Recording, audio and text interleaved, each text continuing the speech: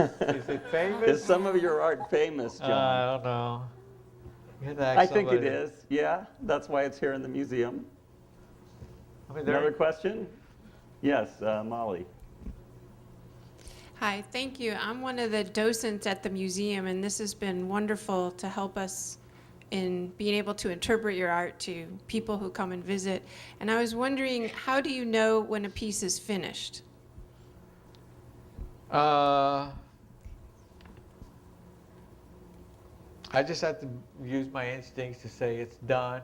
I mean, I like Kargl saw, I could go a little more and more on it, refine it, but there's a point where it stops.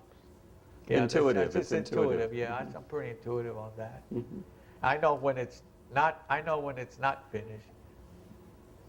There's something that bugs me about it. That's a little clearer to my mind than when something's finished.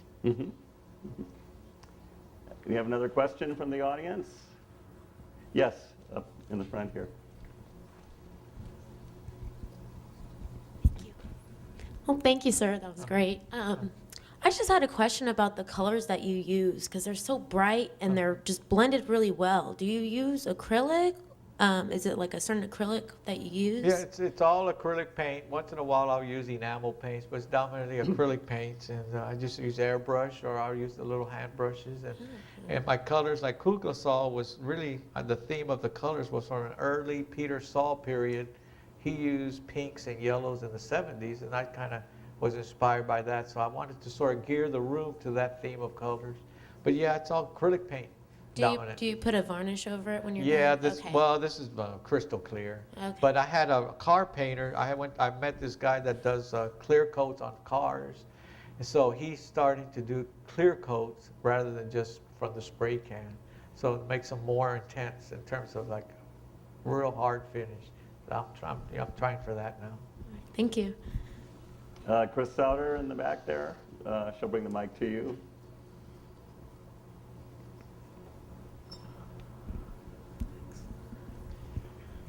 I'm not exactly sure what I'm asking, but your reliefs are very complex in that they are planes that are constantly broken, and some are pulled up, and then there are vignettes behind them. And then you do these really complex little sculptures made out of found objects. And to me, those pieces, the complexity is really quite sophisticated and quite brilliant. And I'm a bit troubled by the really kind of flat, I hesitate to even call them sculptures because they're just kind of freestanding paintings. And so I wonder why you kept those simple images or dealt with it, the plane that way instead of more sculpturally as you have in the reliefs, considering that these things are freestanding. Does that make sense? Oh, Yeah. you're talking like Girl on a Mushroom? Yeah. Yeah. What? Well, you know, I did the Girl on the Mushrooms because they were drawn from images from the reliefs themselves, like they might have been in a little vignette, a little character. And I thought, these reliefs always looked at sort of like these movies, things. And so I pulled that little character out and just made it simple, as sort of like a contrast to all that relief. So I just looked at them sort of like little, like you say, bit players. There were these actors or actresses that played a role.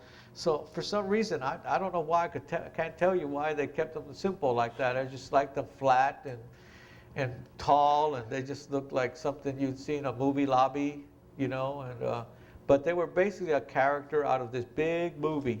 So I didn't want to have them become a movie in themselves. So I think that's why I did it, because I didn't see them as a whole story. They were just a character from the story.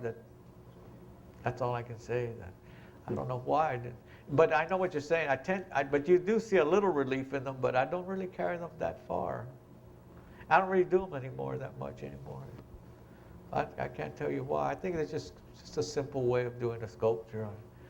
I can't do them in the round. I can't mold these things out of fiberglass. I don't have that technical skill, so I think they just kind of just stay flat.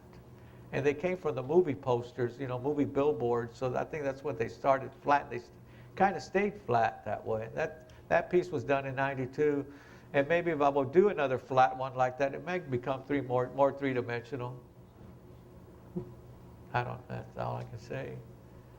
They were little bit players, so they didn't get that much attention.